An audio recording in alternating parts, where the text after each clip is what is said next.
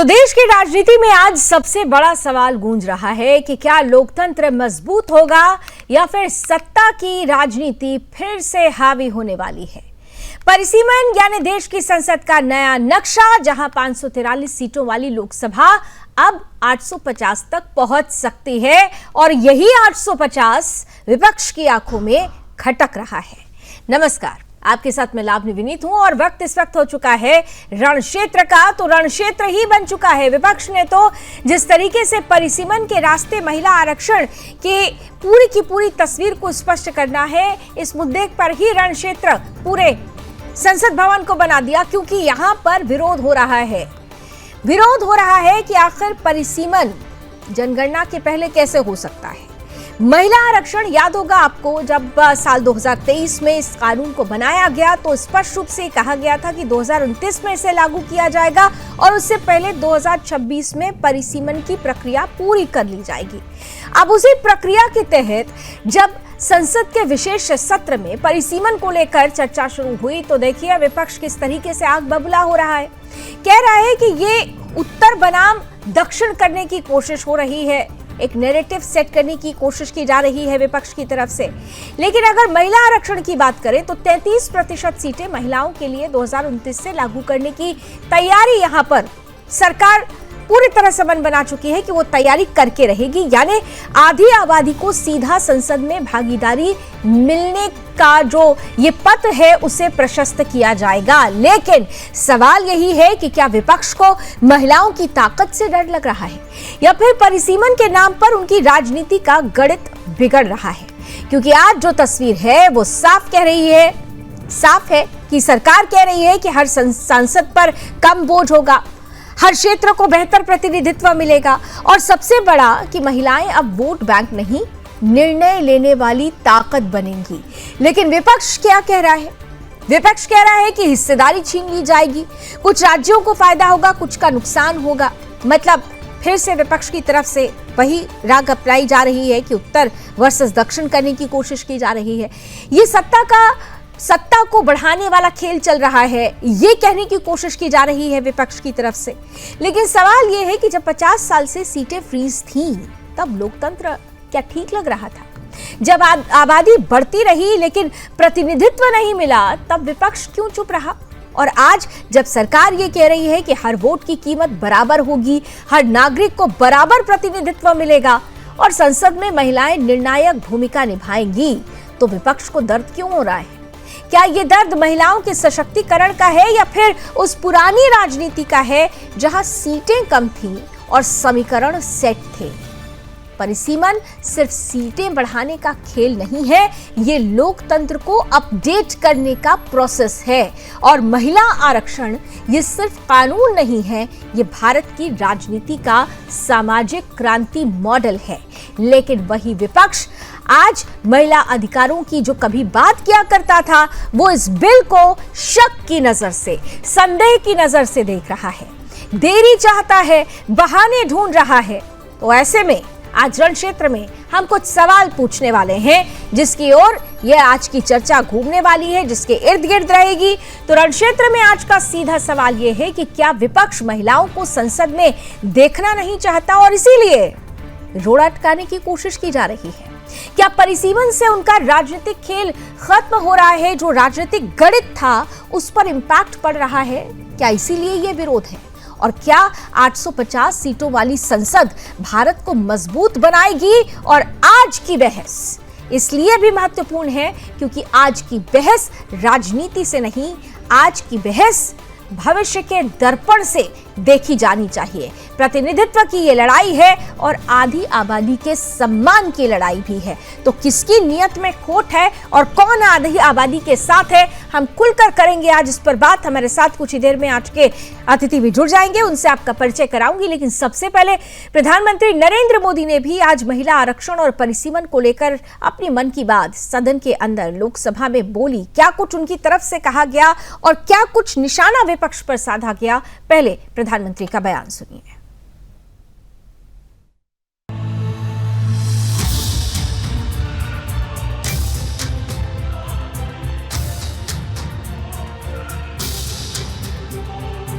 महोदय, मैं प्रस्ताव करता हूं कि संघ राज्य क्षेत्र विधि संशोधन विधेयक 2026 को पुनर्स्थापित करने की अनुमति दी जाए।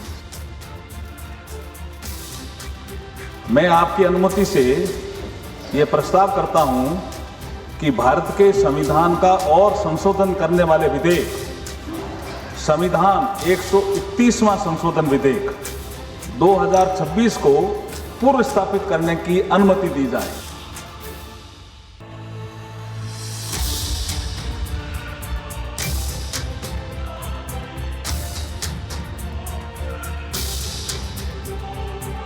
अगर गारंटी शब्द चाहिए तो मैं गारंटी शब्द उपयोग करता हूं। वादा की बात करते हो तो मैं वादा शब्द उपयोग करता हूं। अगर तमिल में कोई अच्छा शब्द हो तो वो भी मैं बोलने के लिए तैयार हूं। क्योंकि जब नियत साफ है तो फिर शब्दों का खेल करने की हमें जरूरत नहीं है। आज बड़ी जिम्मेवारी के साथ इस सदन में इस पवित्र जगह से कहना चाहता हूं, चाहे दक्षिण हो, उत्तर हो, पूर्व हो, पश्चिम हो, छोटे राज्य हो, बड़े राज्य हो, मैं आज एक जिम्मेवारी से कहना चाहता हूं कि निर्णय प्रक्रिया किसी के साथ भी भेदभाव नहीं करेगी। बनाकर कि किस तरीके से लोकसभाओं के क्षेत्र बनाए जाएं, क्षेत्र कैसे बने जिससे कि उन्हीं को पॉलिटिकल लाभ मिले, वो हम लोगों ने आसाम में भी देखा, जम्मू कश्मीर में भी देखा। अध्यक्ष महोदय, ये डिलिमिटेशन है कि इलेक्टोरल मैप को बदल दें।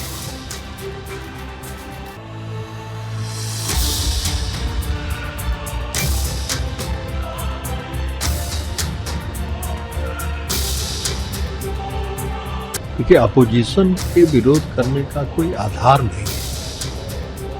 जो नारी शक्ति वंदन अधिनियम जो पास हुआ था, इसे सहमति से पास हुआ और प्रधानमंत्री जी ये चाहते हैं कि 2029 के चुनाव में उसको लागू किया जाए और महिलाओं की सशक्तिकरण की दिशा में एक बहुत बड़ा कदम है। पंजाब, जिन राज्यों ने पॉपुलेशन कंट्रोल किया है उन राज्यों को इसके बाद सफर करना पड़ेगा।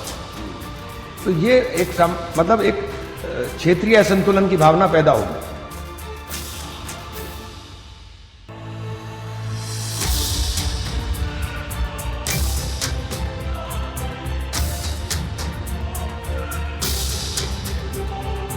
यहाँ पर गरीबों से मतलब जुनूबी हिंद के लोग, मुसलमान और ओबीसी। इसका ताहिर लुधियाना ने कहा, सर, शहंशाहों के गरीबों से ताल्लुक ही नहीं, एक शहंशाह ने दौलत का सहारा लेकर हम गरीबों की मोहब्बत का उड़ाया मजाक। निर्णय है और युगों के बाद ऐसा निर्णय होता है। लंबे समय से पूरे देशवासी, पूरी मातृशक्ति, देश की आधी आबादी इसकी प्रतीक्षा कर रही थी और ऐसा ऐतिहासिक निर्णय माननीय प्रधानमंत्री नरेंद्र मोदी जी के नेतृत्व में लिया गया है।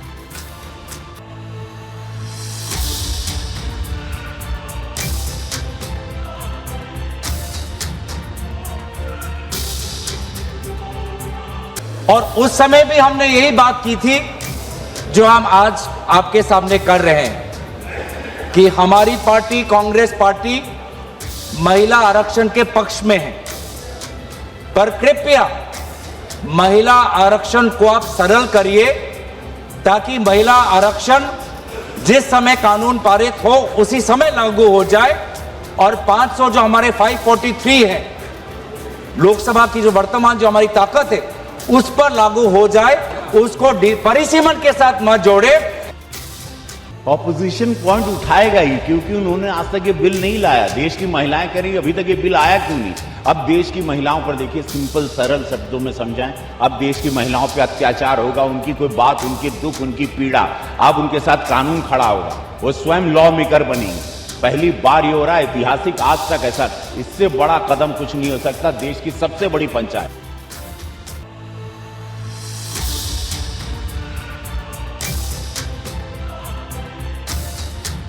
आदरणीय अध्यक्ष जी, देखिए, इसका अगर विरोध करेंगे तो स्वाभाविक है कि राजनीतिक लाभ मुझे होगा, लेकिन साथ चलेंगे तो किसी को भी नहीं होगा, ये लिख के रखो, किसी को नहीं रहेगा, क्योंकि फिर अलग पहलू हो जाता है, फिर किसी को फायदा नहीं होता। और इसलिए हमें क्रेडिट नहीं चाहिए। जैसे ये पारित हो जाए, मैं कल एडवर्टाइजमेंट दे करके सबका धन्यवाद करने के लिए तैयार हूं। मैं आज सदन के सभी साथियों को ये भी कहना चाहता हूं कि साथियों, हम भ्रम में न रहे,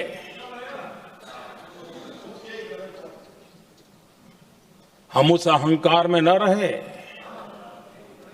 और मैं हम शब्द प्रयोग कर रहा हूं, मैं और तुम की बात नहीं कर रहा हूं।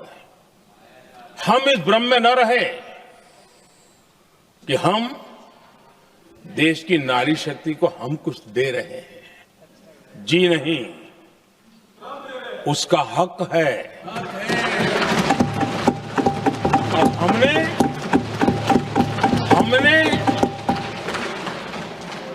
कई दशकों से उसको रोका हुआ है। आज उसका प्रायश्चित करके हमें उस पाप में से मुक्ति पाने का ये अवसर है। अगर गारंटी शब्द चाहिए तो मैं गारंटी शब्द उपयोग करता हूं। वादा की बात करते हो तो मैं वादा शब्द उपयोग करता हूं। अगर तमिल में कोई अच्छा शब्द हो तो वो भी मैं बोलने के लिए तैयार हूं, क्योंकि जब नियत साफ है तो फिर शब्दों का खेल करने की हमें जरूरत नहीं है। आज बड़ी जिम्मेवारी के साथ इस सदन में, इस पवित्र जगह से कहना चाहता हूं, चाहे दक्षिण हो, उत्तर हो, पूर्व हो, पश्चिम हो, छोटे राज्य हो, बड़े राज्य हो, मैं आज एक जिम्मेवारी से कहना चाहता हूं कि निर्णय प्रक्रिया किसी के साथ भी भेदभाव नहीं करेगी। ये निर्णय प्रक्रिया किसी के साथ अन्याय नहीं करेगी। कि किसी के साथ भी अन्याय नहीं होगा, किसी के साथ भी ऐसा कुछ नहीं होगा जैसा कि परसेप्शन फैलाने की कोशिश की जा रही है। नियत बिल्कुल साफ है, वो गारंटी दे रहे हैं, वायदा कर रहे हैं, तो फिर विपक्ष क्यों आग बबूला है? क्यों विपक्ष ये आरोप लगा रहा है कि परिसीमन जल्दी में लाया जा रहा है और ये सब कुछ वोटों की गणत के लिए हो रहा है? आइए समझते हैं। आज के गेस्ट पैनल से स्वागत करते हैं भारतीय जनता पार्टी का पक्ष रखने के लिए हमारे साथ प्रोफेसर विधु रावल जी जुड़ चुके हैं, कांग्रेस का पक्ष रखेंगे अमर सिंह जी, साथ ही साथ समाजवादी पार्टी से हमारे साथ अशोक यादव जी जुड़ रहे हैं और जाने माने पॉलिटिकल एक्सपर्ट अनिल गर्ग साहब भी हमारे साथ जुड़ चुके हैं। आप सभी का बहुत बहुत स्वागत है। और रावल साहब, आपके साथ शुरुआत कर रही हूं क्योंकि आपकी सरकार एक ऐतिहासिक पल लेकर आ रही है आधी आबादी के लिए, लेकिन भाई विपक्ष ये कह रहा है कि आप लोग बहुत जल्दबाजी कर रहे हैं। अगर इतना ही आपको महिलाओं का ख्याल था तो फिर 23 में जब ये कानून बन गया था तो 24 में उसे लागू करना चाहिए था। तब आपने परिसीमन की बात कही, अब जब 26 आ गया, परिसीमन की बात आई, तो परिसीमन की प्रक्रिया आप लोग ठीक से नहीं कर रहे हैं। वो ये कह रहे हैं कि हम आरक्षण के विरोध में नहीं है, वो तो बिल्कुल लागू होना चाहिए, लेकिन जो प्रोसीजर अपनाया जा रहा है, जल्दबाजी में जिस तरह से किया काम किया जा रहा है, वो ठीक नहीं है। और ऐसा करके आप लोग उत्तर बनाम दक्षिण करने की कोशिश कर रहे हैं। रावल साहब, क्लैरिटी दीजिए। लावनी जी, आपको नमस्कार और आपके माध्यम से सुदर्शन न्यूज देख रहे सभी दर्शकों को और जो हमारे साथी पैनलिस्ट हैं उनको भी नमस्ते। आज वास्तव में ही एक ऐतिहासिक दिन है जब हम नारी शक्ति का वंदन कर रहे हैं और वो लोकसभा जो लोकतंत्र का सबसे बड़ा मंदिर है इस देश की संसद, वहां हमने प्रधानमंत्री जी का भाषण सुना जिस प्रकार से उन्होंने लगभग सभी को अपने पक्ष में अपने साथ खड़ा होने का एक तरह से प्रस्ताव ही नहीं दिया, आह्वान भी किया। उन्होंने तर्क बताए कि क्यों सबको जो है अपनी राजनीतिक करते हुए भी हम जो है ऐसा होना चाहिए कि भारत के लोकतंत्र को मजबूत करना चाहिए। इस देश की जो मूल भाव है यानी नारी शक्ति का वंदन करना, यानी नारी को देवी के रूप में पूजने का जो हमारे संस्कार और संस्कृति का भाव है, उसमें सारे देश के प्रतिनिधि जो हैं, जो लोकसभा के अंदर चुनकर आए हुए लोग हैं, उन्हें भी एकजुटता दिखाते उस भाव को आगे बढ़ाना चाहिए। ये आज प्रधानमंत्री जी ने अपने भाषण में कहा। लेकिन इसमें भी अगर कोई राजनीति ढूंढ रहा है तो मैं जो है क्या कह सकता हूं उनके बारे में। बड़ी बात यह है कि इस देश के अंदर संविधान जो है और इस देश का लोकतंत्र जो है इस बात पर कहता है कि प्रत्येक वोटर जो है हिंदुस्तान का, उसके वोट की कीमत समान होनी चाहिए, उसके वोट की कीमत होनी चाहिए। अब हम गाजियाबाद में देखते हैं कि गाजियाबाद में एक सांसद को चुनने के लिए 26,56,789 वोटर जो है एक सांसद को चुनते हैं। वहीं पर हम देखते हैं कि लद्दाख में ये 1,59,949 रह जाता है और लक्षद्वीप में तो घटकर केवल 47,000 रह जाता है। तो किस प्रकार से अलग अलग क्षेत्रों में वोटर की कीमत जो है, यानी एक वोटर का जो वोट का जो वजन है वो किस प्रकार से कम और ज्यादा हो रहा है, ये अनुपात जो है शायद लोकसभा को इस पर चर्चा करनी चाहिए। ठीक है, कहीं पर भूगोलिक ठीक है राहुल साहब, आप कह रहे हैं कि बैलेंस करने की कोशिश की जा रही है, ये बात समझ में आती है, होना भी चाहिए। एक वोट की बहुत कीमत होती है, उसकी ताकत बहुत होती है और उसके लिए एक बैलेंसिंग जो स्थिति है उसको जरूर लेकर आना चाहिए। लेकिन विपक्ष ये पूछना चाह रहा है कि भाई ये आंकड़े आप कहां से लेकर आए हैं? अगर जनगणना हुई नहीं है, अगर आप 2011 के आधार पर ही इसे कराने का प्रयास कर रहे हैं, तो ये जो आंकड़े हैं वो आंकड़ों का खेल क्या है? सबको साथ लेकर चलना है, इसीलिए सदन अगर चले सही तरीके से, इसलिए आपको विपक्ष को भी कॉन्फिडेंस में लेना होगा। ये आंकड़ों का खेल क्या है, थोड़ा समझा पाए अगर, फिर मैं जाऊंगी अमर जी और अशोक जी के पास। देखिए, जनगणना का कार्य बड़ी तेजी से प्रगति में है। हम जानते हैं कि जनगणना जो है बहुत तेजी से चल रही है। पहले चरण तो उसका जो है चल ही रहा है, आप और हम जानते हैं, घरों के अंदर गिनती हो रही है। आज लोकसभा के अंदर जो है माननीय गृह मंत्री जी ने भी यही बात बताई, लेकिन वो प्रक्रिया चल रही है। लेकिन क्या नारी शक्ति वंदन जो हमने कानून बनाया, वो कानून क्या जो है इंतजार करता रहा? इतने दशकों से अब तक इंतजार करता रहा है। 2023 में जब ये मध्य रात्रि को ये जो है कानून बना था, या यूं कहें कि ये अधिनियम पास हुआ था लोकसभा में, तो उस समय जो है चर्चा ये कर रहे थे कि आनन फानन में बिना कुछ सोचे समझे, बिना कोई व्यवस्था बनाए इसको तुरंत लागू कर दो, इस प्रकार की मांग उठा रहे थे। वही लोग जो 43-44 साल अपनी सत्ता के दौरान जो है इसको चिमटे से भी छूना पसंद नहीं करते थे। लेकिन किस प्रकार से जब हमारी सरकार बनी, हमने प्रयास किया है कि नारी का जो है, नारी का सम्मान हो, और यही नहीं, नारी सशक्तिकरण के लिए काम किया है। आप याद कीजिए लावनी जी, जिस प्रकार से हमने 2014 के बाद से 10,33,00,000 महिलाओं को उज्ज्वला गैस कनेक्शंस दिए हैं। हमने 2,75,00,000 जो प्रधानमंत्री आवास योजना ग्रामीण के तहत जो दिए हैं, उनमें 75% जो है घर जो है महिलाओं को दिए गए हैं। 52.5 करोड़ जो मुद्रा लोन है, उसमें 68% जो लाभार्थी हैं, आधी आबादी का जो सम्मान है, उसकी जो पहचान है, उसे सम्मान और पहचान दोनों देने की कोशिश की गई मोदी गवर्नमेंट में। लेकिन अमर जी, सवाल यही है कि आधी आबादी की बात हो रही है, महिला आरक्षण की बात हो रही है। आपके तमाम नेता ये कह रहे हैं कि भाई हम महिला आरक्षण के तो खिलाफ नहीं हैं, लेकिन ये जो तरीका अपनाया जा रहा है, परिसीमन जो किया जा रहा है, इसका प्रोसीजर सही नहीं है, ये गलत तरीके से हो रहा है। तो फिर ये जो तरीका है वो क्या तरीका आप लोग चाहते हैं? आधी आबादी का प्रतिनिधित्व जितनी जल्दी हो उतना ही अच्छा है देश के लिए। और जो आप लोग बातें कह रहे हैं कि भाई ये उत्तर और दक्षिण की जो कहानी है, अब तो प्रधानमंत्री भी गारंटी दे रहे हैं कि गारंटी लीजिए कि कोई अन्याय नहीं होगा, वायदा करता हूं कोई अन्याय नहीं होगा। तो क्या अभी भी आप लोगों को लगता है कि ये सब कुछ खेल हो रहा है, या फिर आपके वोट बैंक में कोई सेंध लगेगी इसके बाद, इसलिए आप लोगों को डर है? प्रधानमंत्री जी की बातों पे आपको यकीन है क्या? प्रधानमंत्री की बातों पर हम लोगों को तो यकीन है सर, क्योंकि प्रधानमंत्री ने कई बार कुछ ऐसी बातें कही हैं, वो करके भी दिखाया है। वो सिर्फ बात बोलने में नहीं भरोसा रखते हैं, वो बोलकर करने में भी भरोसा रखते हैं। अब आप अपनी बात करिए, मेरी बात मत करिएगा, आप अपनी बात करिए। हाँ, आप भी महिला ही हो। हाँ, आप ही के लिए लड़ रहा हूँ मैं। हाँ, तो इसीलिए तो मैंने बोला ना, इसीलिए तो मैंने आपको जवाब भी दे दिया, मैंने आपको पहला जवाब भी दे दिया। मेरी मुस्लिम बहनें जो 3 तलाक से पीड़ित थी, आप लोगों को 3 तलाक कभी नजर नहीं आया। कम से कम प्रधानमंत्री नरेंद्र मोदी को वो समस्या समझ में आई और उसका समाधान निकला। तो अगर आज की तारीख में मैं आपसे पूछ रही हूँ एक चीज, अगर आज की तारीख में महिला प्रतिनिधित्व को लेकर एक बड़ा कदम उठाया जा रहा है और उस कदम से एक तस्वीर बदलेगी, आधी आबादी की प्रासंगिकता और मजबूत होगी, तो फिर इसमें इफ एंड बट्स क्यों है? आप तो हमारे साथ है ना, महिलाओं के साथ है, तो आप आ जाइए साथ। मैम मैं तो कह रहा हूँ आज लागू कर दो, मैं तो कह रहा हूँ तो लागू करने के लिए ही तो ये विशेष सत्र बुलाया गया है, लेकिन आप लोग इसमें भी लागू कर दो, लेकिन आपने नहीं लगाया।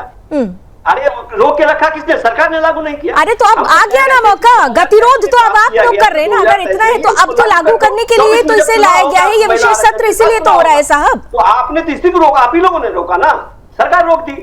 और कह रहे हैं कि प्रधानमंत्री वादा कर रहे हैं, भरोसा दिला रहे हैं। प्रधानमंत्री तो कहा था कि 15-15 करोड़ 15-15 लाख रुपया मिलेगा जेब में, कहा था 2 करोड़ नौकरी देंगे, मिल गया क्या? तो उनकी बातों का कौन सा भरोसा? कल आप जो है आप ही ठगा हुआ महसूस कर रहे हैं। सवाल उठता यह है कि सरकार की मंशा क्या? सरकार की अगर मंशा होती लागू करवाने की तो 2023 में जब पास हुआ था उसी समय लागू करते हैं। सरकार विपक्ष उनके साथ है, विपक्ष कह रही है कि आप लेकर के आइए, हम आपके साथ हैं, चुनाव लड़िए। लेकिन विपक्ष ये भी कह रही है कि इसमें ओबीसी, दलित, आदिवासी, ये तमाम लोगों को भी ध्यान रखा जाना चाहिए, उन महिलाओं को भी ध्यान तो रखा जाना चाहिए। कहां ऐसा लग रहा है आप लोगों को कि ध्यान नहीं रखा जा रहा है? कहां से ऐसा लग रहा है कि ध्यान नहीं रखा जा रहा है? कहां से ऐसा लग रहा है कि ध्यान नहीं रखा जा रहा है? हम तो कह रहे हैं भाई कि ओबीसी की महिलाओं को भी रखा जाना चाहिए, आदिवासियों और दलित महिलाओं को भी रखा जाना चाहिए। रावल साहब भी आप लेकर के आप उस आधार पे आप करो। 2010 में श्रीमती सोनिया गांधी जी ने खूब वाहवाही लूटी थी, उन्होंने राज्यसभा में एक अधिनियम पारित करवाया था। मुझे कांग्रेस के प्रवक्ता बता दें, उसमें ओबीसी महिलाओं के लिए क्या कोई आरक्षण था क्या? कांग्रेस का जो महिला आरक्षण बिल था, या आज अचानक से ओबीसी महिलाएं याद आ गई, दलित महिलाएं याद आ गई? वहां उसमें तो कोई नहीं था। अगर था तो लाइन पढ़कर सुना दीजिए, कौन सी लाइन ऐसी सोनिया गांधी ने डाली थी जिसमें ओबीसी महिला, आदिवासी महिला, दलित महिला का था? वाहवाही तो खूब आपने लूटने का प्रयास किया था, जबकि कानून भी नहीं बनने दिया था। हमने यहाँ कानून भी बना दिया और उसमें आप नुकाचुनी निकाल रहे हैं। दूसरी बात, ये आलू से सोना बनाने की मशीन के प्रतीक्षार्थी जो लोग हैं, इन्हें 15 लाख हमेशा याद रखते हैं। क्या आलू से सोना बनाने वाली मशीन का राहुल गांधी ने आपको दे दी है क्या? आलू या राहुल गांधी को आलू पहुंचा रहे हैं आप लोग? ये 15 लाख याद रखते हैं। आलू से सोना बना लिया क्या आपने? आलू से सोना बना लिया आप लोगों ने? 2 लाख कुल मिला के बात यही है कि करना कुछ नहीं है, जमाघट कुछ भी नहीं है, लेकिन केवल और केवल कमी निकालनी है। प्रियंका वाड्रा गई जिना कहने लड़की हूं, लड़ सकती हूँ, कहाँ गई प्रियंका वाड्रा? उसके बाद उत्तर प्रदेश में दोबारा तो नहीं आई, उत्तर प्रदेश की लड़कियों को लड़ाने तो आई थी एक दिन, उसके बाद तो प्रियंका वाड्रा नहीं नजर आई। राजस्थान में कहाँ गई जब उनकी सरकार का एक मंत्री कह रहा था कि राजस्थान में रेप इसलिए होते हैं कि मर्दों का प्रदेश है, राजस्थान मर्दों का प्रदेश है इसलिए रेप होते हैं। अब प्रियंका वाड्रा के अशोक जी और अनिल जी भी इंतजार कर रहे हैं, एक सेकंड। लोकतंत्र में विरोध की जगह होती है और विरोध होना भी चाहिए, विरोध की जगह होती है लोकतंत्र में, हमारे लोकतंत्र की खूबसूरती है। लेकिन सिर्फ विरोध के लिए अगर विरोध करेंगे साहब तो ये उचित नहीं लगता। एक तरफ तो आप कह रहे हैं, अशोक जी के पास मुझे जाने दीजिए अमर जी प्लीज, जरा अशोक जी और अनिल जी से ब्रेक से पहले एक कॉमेंट लेना जरूरी है। अशोक जी आपके पास आ रही हूँ। जब कल हमारी इस मुद्दे पर बात हो रही थी, मुझे याद है अशोक जी आपने कहा था, जो बात आपने कही थी कि हम किसी भी तरीके से इसके खिलाफ नहीं है, हम प्रोसीजर को लेकर थोड़ा सा हम चिंतित है, प्रोसीजर सही तरीके से नहीं हो रहा है। लेकिन आज तो आपके नेता कह रहे हैं नहीं ये धोखा हो रहा है। अगर आप प्रोसीजर की बात करें तो प्रधानमंत्री ने खुद सदन के अंदर खड़े होकर एक एक पंक्ति के तहत वो तमाम चीजें क्लियर कर दी हैं, तब भी आपके नेता ये कहते हैं कि नहीं नहीं जी ये धोखा हो रहा है। आपको धोखा कहां से लग रहा है? अब तो प्रधानमंत्री खुद क्लियर कर रहे हैं कि किस तरीके से ये प्रोसेस आगे बढ़ रहा है, क्या प्रक्रिया है, क्यों जरूरी है, गारंटी तक ले रहे हैं, तो भी वही राग क्यों? अशोक जी। लावणी जी, पहले टीवी में विज्ञापन आता था मोदी की गारंटी, आपने भी देखा होगा, हम लोग भी देखते थे, मोदी की गारंटी, सरकार का बड़ा बड़ा विज्ञापन आता था। इधर वो गारंटी वाला विज्ञापन आना बंद हो गया, मैं देख नहीं रहा इधर, क्योंकि मोदी की गारंटी का हाल क्या हुआ कि मोदी जी ने एज ए प्रधानमंत्री देश के किसानों को आय दुगनी करने के बाद, नौजवानों को रोजगार देने की बात, माँ गंगा की सफाई की बात, न जाने कौन कौन सी गारंटी दे रखी थी, मेक इन इंडिया की बात। तो सारी गारंटियां जो भी मोदी जी ने दिए थे, सारी गारंटियां सुपर फ्लॉप हो गई। इसलिए हमें लगता है विज्ञापन भी भाजपा के लोगों ने देना बंद कर दिया मोदी की गारंटी। अच्छा, दूसरी बात पे मैं आता हूं, आपने कहा महिला आरक्षण बिल का विरोध क्यों हो रहा है। मैंने कल भी कहा था कि जो प्रोसीजरल जो लैप्सेस हैं जो सेंसस के बिना, जो उसकी प्रक्रिया पूरी होने के बिना 16 साल पुराने डेटा के आधार पर दिया जा रहा है, इस बात का विरोध विपक्ष कर रहा है। और दूसरी बात, जब रिप्रेजेंटेशन देने की बात आती है लावनी जी, तो 33% महिलाओं के लिए जो आरक्षण था, उसका बिल का समर्थन भी समाजवादी पार्टी ने लोकसभा में किया था सितंबर 2023 में। आज भी हम लोग समर्थन कर रहे हैं, कहीं कोई दिक्कत नहीं है। सिर्फ हम लोग एक मांग कर रहे हैं, जो हमारे जो पिछड़े वर्ग की महिलाएं हैं, जो अल्पसंख्यक वर्ग की महिलाएं हैं, उनको उनकी संख्या के हिसाब से उनको भी आरक्षण दे दिया जाए। इसमें क्या बुराई है? अगर कोई पीड़ित वर्ग, कोई शोषित वर्ग, कोई उपेक्षित वर्ग को उसका अगर हक हकूक मिलने की बात अगर कोई दल कर रहा है, अरे भाई साहब, तो अगर आपको ये लग रहा है नहीं, इसमें आरक्षण के अंदर आरक्षण की बात क्यों कर रहे हैं आप लोग? अगर आपको लग रहा है तो मौका आपको दे रहे हैं ना, 33% आरक्षण है, आप भेजिएगा ना अपनी पार्टी से सेलेक्ट करके, आपके पास तो ये पूरी की पूरी अपॉर्चुनिटी रहेगी। आप आरक्षण में आरक्षण मांगकर इसको डिवीजन में क्यों डालना चाह रहे हैं? ऊपर से मुसलमानों की आप बात करने लगते हैं, ये भी तो ठीक नहीं है ना। आपको अगर इतनी ही चिंता है तो आप भेजिएगा ना कैंडिडेट उसी हिसाब से, ये तो आप अपनी पार्टी के आधार पर भी तय कर सकते हैं। लावनी जी देखिए, महिलाओं के प्रति भाजपा कितना समर्पित है। आप अगर उत्तर प्रदेश में देख लीजिए, हमारे 37 सांसद हैं और 37 सांसदों में 5 सांसद महिलाएं हैं। भाजपा के पास कितने सांसद महिलाएं जरा बताएं। और दूसरी बात मैं कहूंगा, भाजपा में कितने राष्ट्रीय अध्यक्ष हुए, मतलब महिला हुई? तकनीकी मुद्दों में प्रधानमंत्री कहते हैं देखिए अटकाइए भटकाइए नहीं, हमारी नीयत साफ होनी चाहिए। यहाँ पर विपक्ष कह रहा है कि नीयत की ही बात है, तो फिर पहचानने की जरूरत है किसकी नीयत में खोट है। तो आप बताइए, आपको किसकी नीयत में खोट नजर आ रहा है? कौन आधी आबादी के साथ खड़ा होता हुआ नजर आ रहा है इस पूरे मसले में? लाइटरूम, लावनी जी सबको नमस्कार। लाइटरूम बोर्ड से शुरू करते हैं। हम लोग 5 पैनलिस्ट में है और इसमें एक ही महिला है, ये भी देखिए थोड़ा सा गड़बड़ है। हालांकि जो एक महिला है वो हम सब पे भारी है, ये भी एक बात। चलिए अब मैं आता हूँ सीधे मुद्दे पे, नारी शक्ति वंदन अधिनियम। कहाँ कहाँ विपक्ष को आपत्ति है, पहले वहां से शुरू करते हैं। पहली आपत्ति है 2011 का सेंसस क्यों इस्तेमाल किया जा रहा है, क्यों नहीं हम नए सेंसस का इंतजार कर। ये बात तो ठीक है कि नया सेंसस आएगा वो ज्यादा स्ट्रिक्ट होगा, लेकिन नया सेंसस अभी शुरू हो रहा है, अभी तो शुरू भी नहीं हुआ ठीक ढंग से, शुरू हो रहा है। 1.5 साल में पूरा होगा, फिर उसके बाद उसके रिजल्ट्स आएंगे, उसके बाद उनको इक्वेशन सेट करनी पड़ेगी, उसको करते करते 2029 तो निकल ही जाएगा। तो मान के चलिए कि अगर 2026 की जिद पे सेंसस 2026-27 के सेंसस पे अटका रहा विपक्ष, तो 2029 में तो कम से कम नारी शक्ति वंदन अधिनियम के तहत नारियों को आरक्षण नहीं मिलेगा। पहली बात, अगर नहीं चाहते ये लोग कि 2029 में 1/3 महिलाएं संसद में आए, तो फिर ये विरोध उनका जायज है। अगर चाहते आए तो फिर ये विरोध उनको नहीं करना चाहिए।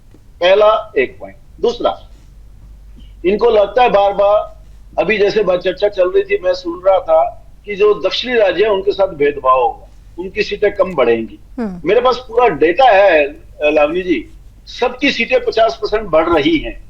अगर उत्तर प्रदेश की 80 से 120 हो रही है, तो तमिलनाडु की भी 39 से 59 हो रही है। आप मुझे बताइए किसका 50% नहीं बढ़ रहा? कोई एक राज्य बताइए, इनसे पूछिए, कोई एक राज्य बताइए जिसका 50% नहीं बढ़ रहा, यानी 1.5 गुना नहीं हो रहा। सबका हो रहा है।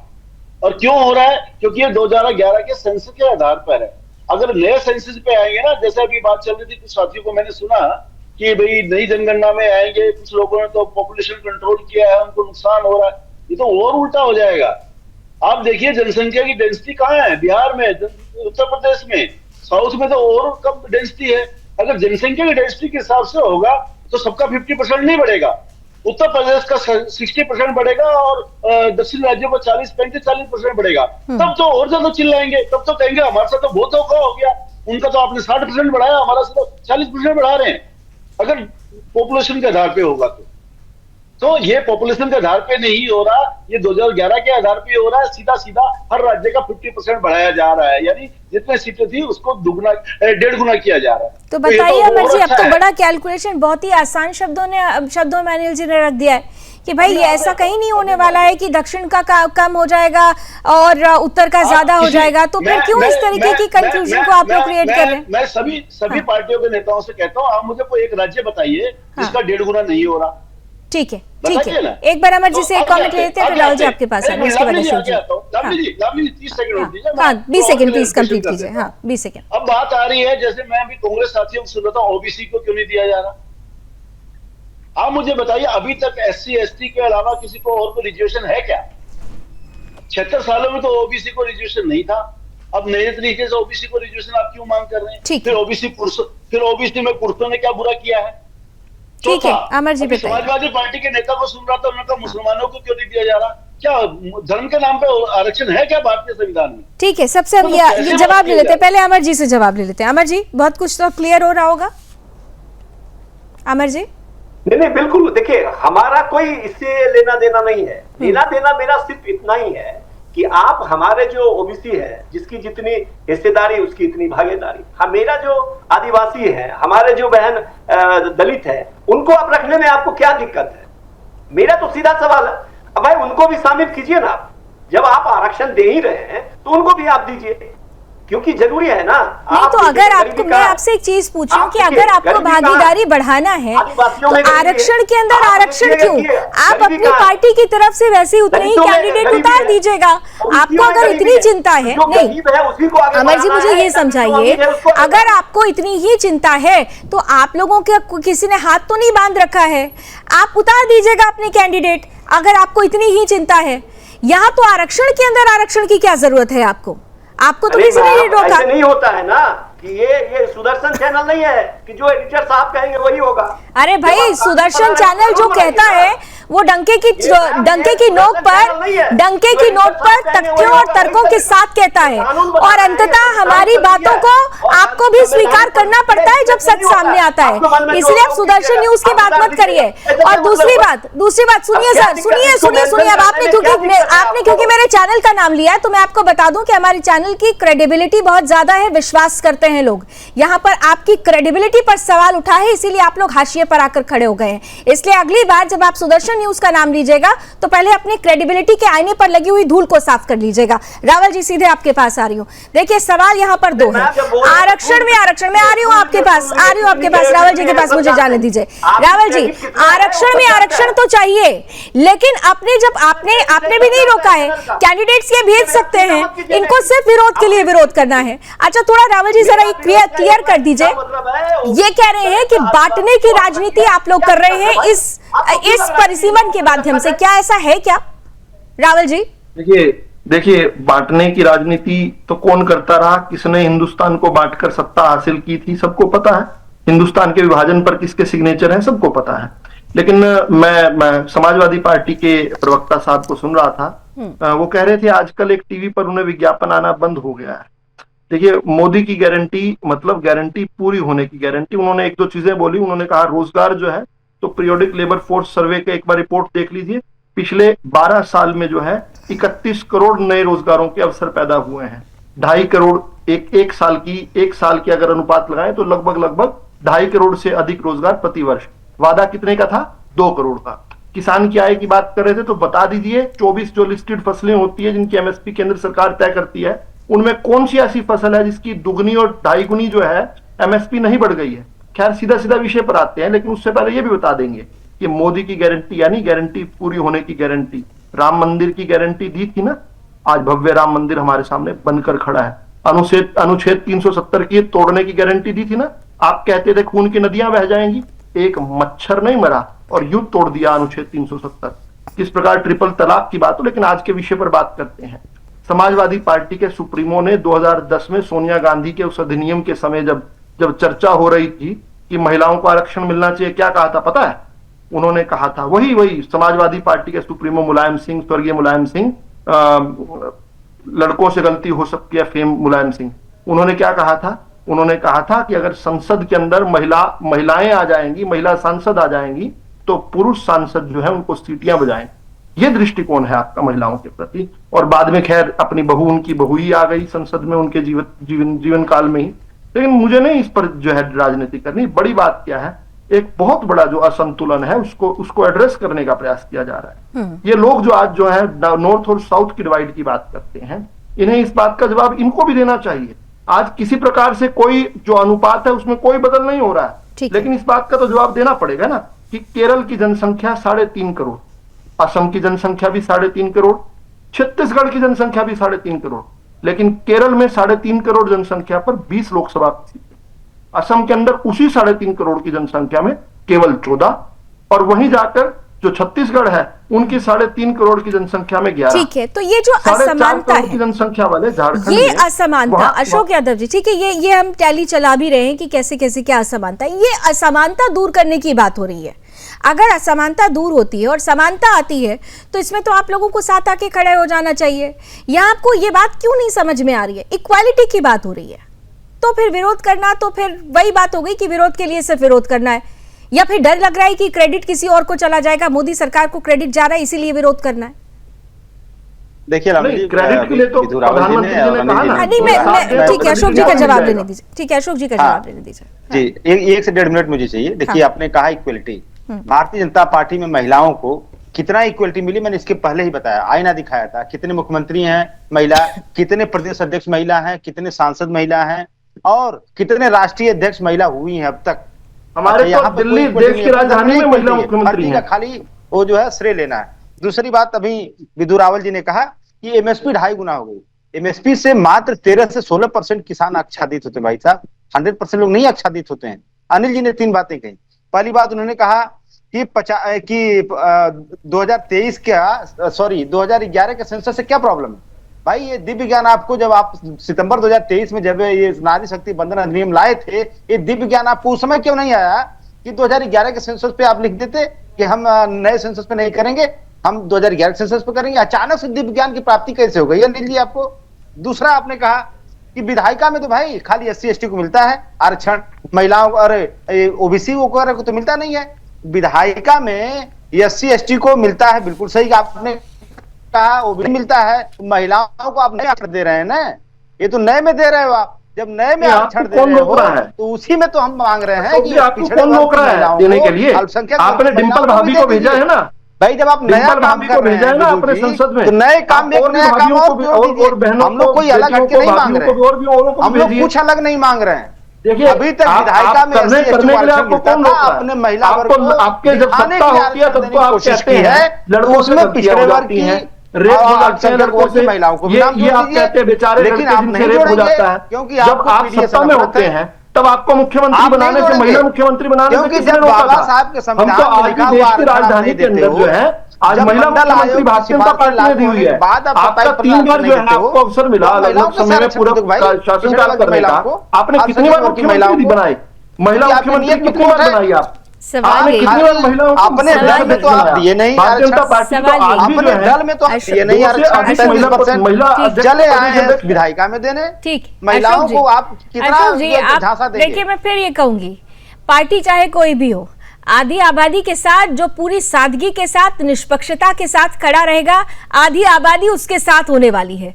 तो ऐसे में आपसे भी सवाल पूछा जा रहा है ना भाई, उन्होंने तो मौका अगर उनको मिला तो वो काम कर रहे हैं। मौका आपको मिला था, आपने नहीं किया, तो आपने वो मौका गवाया है। अब इस पर राजनीति करके ज्यादा करेंगे तो वो सेल्फ गोल आप लोगों के लिए साबित हो सकता है। खैर, अभी क्योंकि 3 दिन का वक्त है, अभी तो पहला दिन है, 2 दिन अभी और बाकी है। देखते हैं इस संग्राम में और क्या तस्वीरें निकलती है। 20 सेकेंड अनिल गर्ग जी को देकर समाप्त करेंगे। अनिल जी, अंततः रिजल्ट क्या चुनावों को लेकर जो आरोप लग रहा है उस पर कोई इंपैक्ट पड़ेगा क्या? जल्दी से सर, 20 सेकेंड्स। नहीं, ऐसा कुछ नहीं है। अभी जितने ये बातें कह रहे हैं ये तो बिल्कुल रिवर्स है। रिवर्स क्यों कह रहा हूं मैं आपको? अभी 14 अप्रैल निकला है, भारत के संविधान के निर्माता बाबा साहब की सबने जन्मशती बनाई है, सबने अच्छे से उनका जन्मदिन मनाया है ना।